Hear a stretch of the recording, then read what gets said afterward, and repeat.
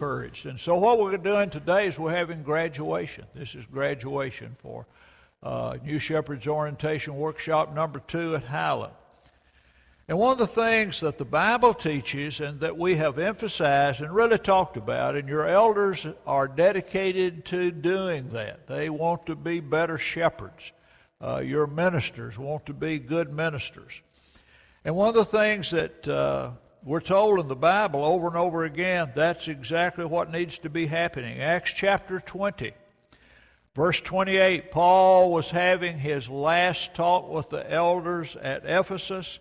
He said, "Take heed therefore to yourselves and to all the flock, over which the Holy Spirit has made you overseers to shepherd the church of God, which he purchased with his own blood." The word shepherd means to feed, to tend, to protect. Peter wrote to fellow elders. I'll do a blog on the first and third Monday. If you'll go to newshepherdsorientation.com, generally there will be a new post. And recently I was asked, can a preacher being an elder? Good question. Here's the answer to that. 1 Peter chapter 5, Peter, the apostle, he said, "The elders who are among you I exhort. I, who am a fellow elder and a witness of the sufferings of Christ, and also a partaker of the glory that shall be revealed. Shepherd the flock of God which is among you, serving as overseers, not by compulsion, but willingly, not for dishonest gain, but eagerly, not as being lords over those entrusted to you, but being examples to the flock. And when the chief shepherd appears, you will receive the crown of glory that does not fade away." And so Peter was a preacher, and he said, "I am a fellow elder." John chapter 10, the chief shepherd is talking. It's read in my Bible. That indicates that Jesus is doing the speaking. And so if you want to know how to be a good shepherd, look at the chief shepherd. Look at the one who did it without any mistakes. And here's what Jesus said, "Most assuredly I say to you, he who does not enter the sheepfold by the door, but climbs up some other way, the same is a thief and a robber. But he who enters by the door is the shepherd of the sheep. To him the doorkeeper opens, and the sheep hear his voice, and he calls his own sheep by name and leads them out. And when he brings out his own sheep, he goes before them. The sheep will follow him, for they know his voice. Yet they will by no means follow a stranger, but will flee from him, for they do not know the voice of strangers." Verse 11, the chief shepherd is still speaking. "I am the good shepherd. The good shepherd gives his life for the sheep. But the hireling, he is not the shepherd. One who does not know the sheep sees the wolf coming and leaves the sheep and flees, and the wolf catches the sheep and scatters them. The hireling flees because he is a hireling and does not care about the sheep. I am the good shepherd, and I know my sheep and am known by my own." That's the model. And that's what these men are doing and copying the example of Jesus. Okay, let's have all the elders and the preachers come and line up here and graduate. You'll start on this side, and we'll let you come. And here's what they're supposed to do. Let's see how well they follow instructions. They're supposed to share with you a mustard seed. That means a very, very small amount of what they learned this weekend. Okay, you can come in any order you like, and you can be seated when you're finished. Come right ahead.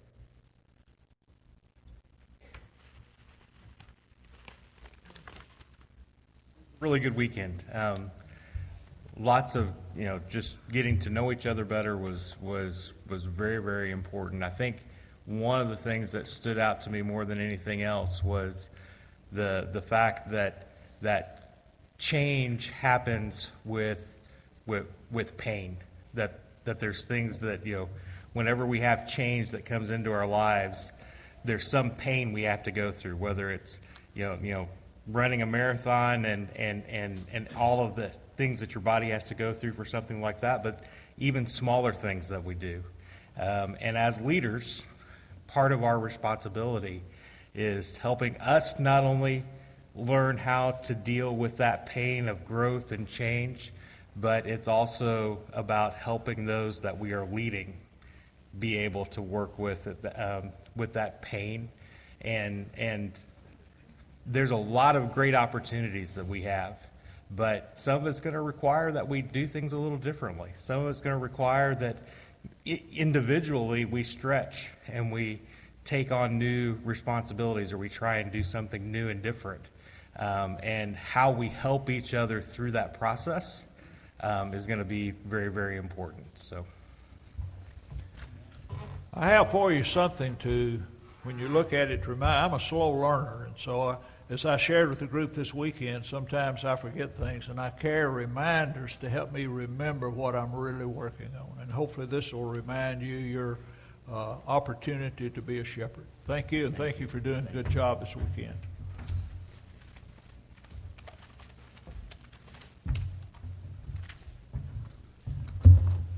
We had our meeting at the assisted living bridge. I'm going to tell you about the assisted living. I like it. They brought our food to us. They kept us supplied with everything we needed. And we want to thank them for it. The mustard seed. I want to find the good in everybody. Our teacher says, do this and keep doing this till you see good in everybody. And I want to make goals. And Al, I'm going to write them down and put them in my pocket. I had goals, but I didn't write them down. I didn't keep up with them. I want goals for me and my family, and I want goals for you. I love the Highland Church. Thank you. Thank you. Thank you, Ron. You did a good job. Thanks.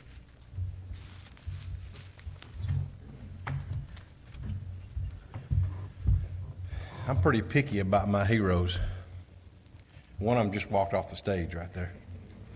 And I couldn't beat him up here. I'd have got in front of him because he's a hard man to follow and a good man. But I got another hero this weekend, and that was Brother Jerrie. And I appreciate him coming our way a couple of times. And this is a good example for us, for sure, and we sure learned a lot. I did learn one thing, though, that Jerrie and I have. Jerrie and I have a lot of things in common, by the way. But one of the things we have in common is Jerrie is a list maker. You heard Brother Jimmy talk about that a little bit. Listen, this Brother Jerrie is the ninja master of the to-do list. So I'm striving to be like him, and I'm not sure what my wife Margie's very happy about that, but we'll work through that. We started working through it this weekend, so we'll continue that process, brother. My mustard seed, that really an important one that Jerrie emphasized this weekend, that is I'm going to try to make sure that I use in my life as I deal with families, I deal with church family, just any issue that I have to deal with, and that's Matthew 7:12. It says, "Therefore all things whatsoever ye would that men should do unto you, do ye even so to them, for this is the law and the prophets." Thank you, Brother Jerrie. Yes, sir. Thank you. Congratulations.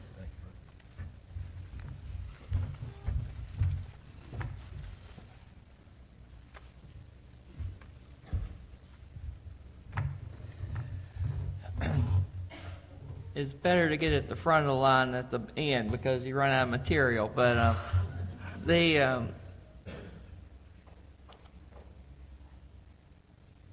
one of the things we talked about is the responsibilities, biblical responsibilities of shepherding and being an elder in the Lord's church, and the responsibilities that are required for that. And I think we're committed to that as a group. I think we can all improve. I personally can improve. But I was really encouraged to know that if you share your love with one another and grow together, we talked about the endless possibilities of what God can do with us and in a congregation. And I'm encouraged by that. I want to continue to get to know each and every one of you, continue to strive to do a better job in this congregation, and I'm very blessed. Thank you. Congratulations.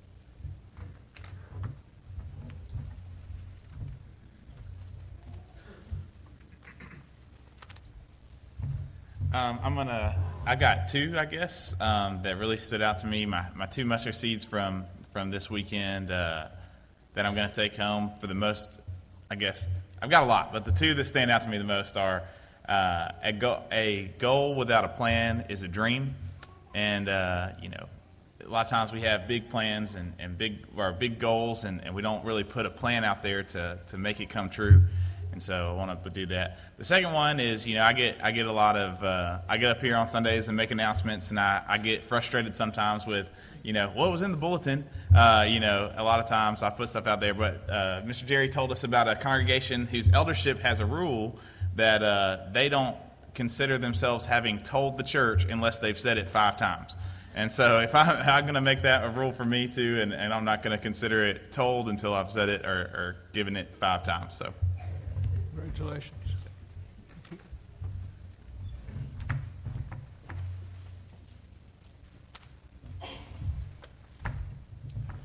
It really was wonderful to get to be together with all these guys and get to know them, and that was one of the things I wanted to do was to get to know everybody better. And so during this workshop this week, it helped me by knowing how to set a goal for myself, to set a goal for my family, for the eldership, how we need to set goals, and for this congregation. And so I want to communicate those goals. Our eldership wants to communicate those goals. And we want to celebrate when we meet them. There's a lot of great things going on.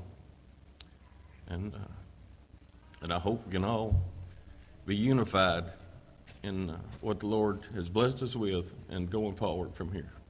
Thank you. Congratulations. Thank you.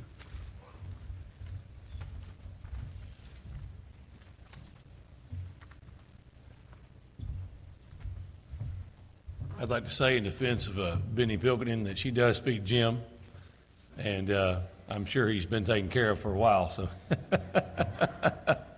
but we did appreciate the bridge. A couple of things. I have worked with 3 elderships in the past, other than this one, and been associated with a few more. And I really believe that this weekend, most of all, confirmed to me what I already knew, but even more so, that these men love this church, that these men take this job seriously. And I often think that being an elder can just kind of be an overlooked thing in the church. It's kind of taken for granted. I know smaller churches that do not have elderships and don't have any plan to have elderships, and for various reasons. But I've really seen leadership go well. I've seen leadership go bad, and I've seen it go in between. And I believe these men are striving to really do what's best for this church first and foremost. And I really believe that they always have the best interest of the Lord's church at heart. And of course, they want to please God in the process of all this.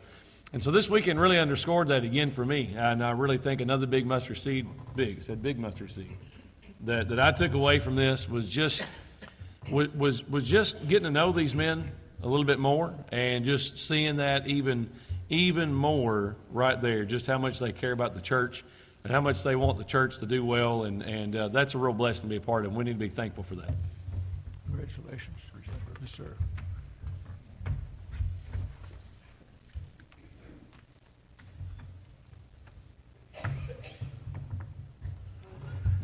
As I've had the opportunity to be in Highland for 75 years, it's an honor to serve in the many ways that I have. But my biggest thanks is for the men that began Highland. We'll soon be here 120 years. And the greatest thing that I can say as far as a mustard seed is to serve under those men of the past. The Pilkington family has been here several generations. Brother Earl Pilkington was just as a father to me. As my grandparents raised me, he stood tall, solid gold. And if we can all serve as our brothers and sisters in the past and think of the future of Highland, we'll do an awesome work. And there'll be a day when we all can rejoice together. Thank you. Thank you.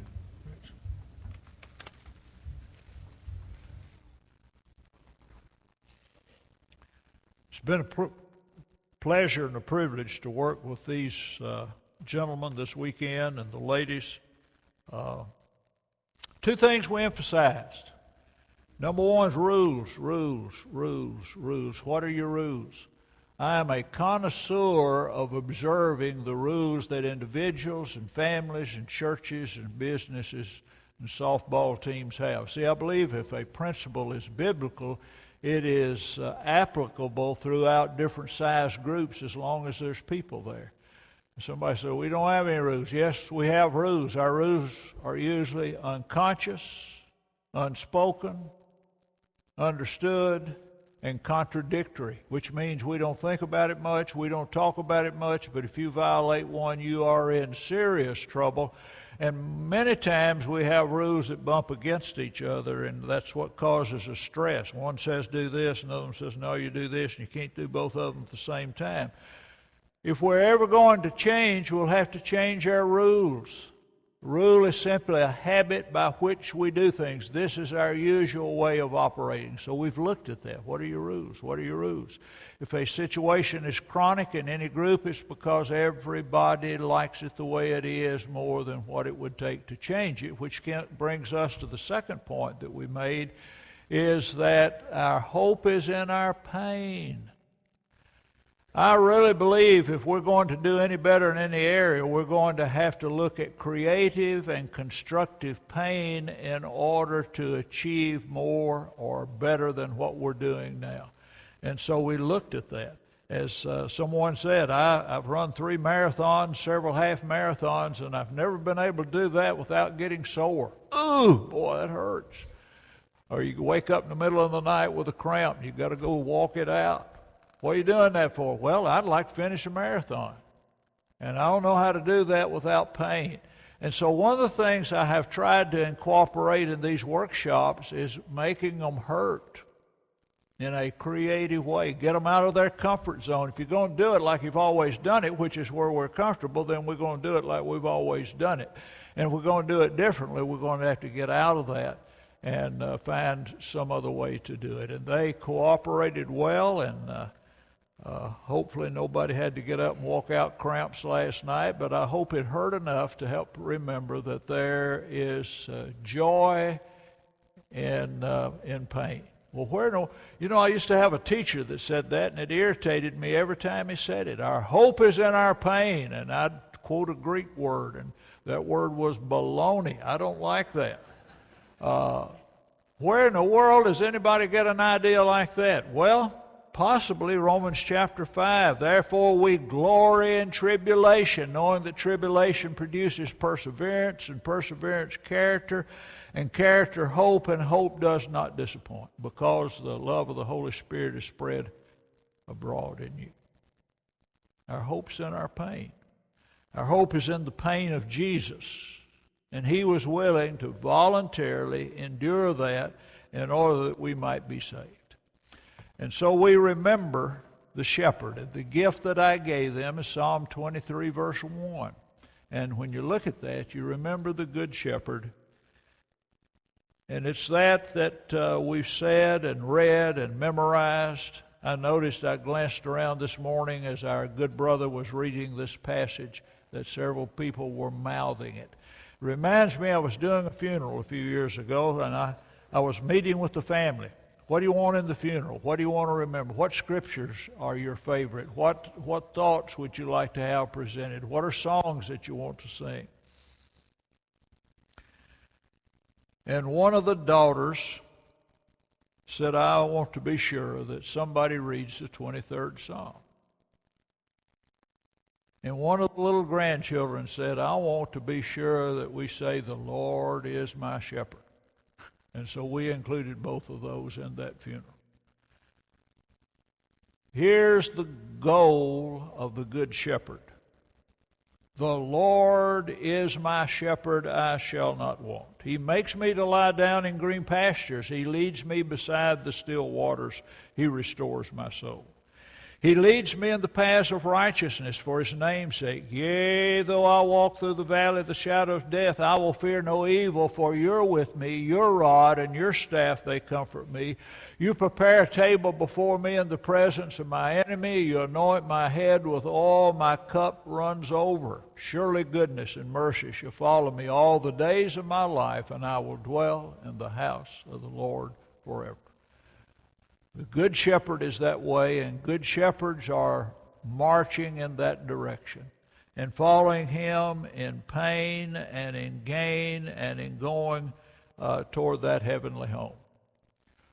Be sure we line up for a picture, a graduation picture, all elders, ministers, and wives right after we dismiss.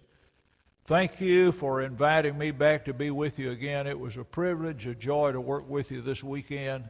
I compliment this congregation for having good men to lead and following them in an enthusiastic way. If you've never followed the Good Shepherd in taking advantage of the gift that he has extended to us, today would be a good day to do that. If you believe that Jesus is who he said he was, that he is the Christ, the Son of the living God, if you're willing to turn in repentance, confess his name, be buried with him in baptism, you'll be raised to get started. That's not the finish line, that's the starting line. And there's 26.2 miles difference in a starting line and a finish line in a marathon. There's a lot of pain between the beginning and the end. But you got to get started before you can finish. If you don't go across the starting line, going across the finish line won't count. The chip's got to click both times. And so if you're ready to get started today, that would be a great way to do that. We'd like to encourage you if you need to rededicate your life to the Lord. If you have any need that needs to be discussed with one of the shepherds or anyone, now would be a good time. Come as we sing.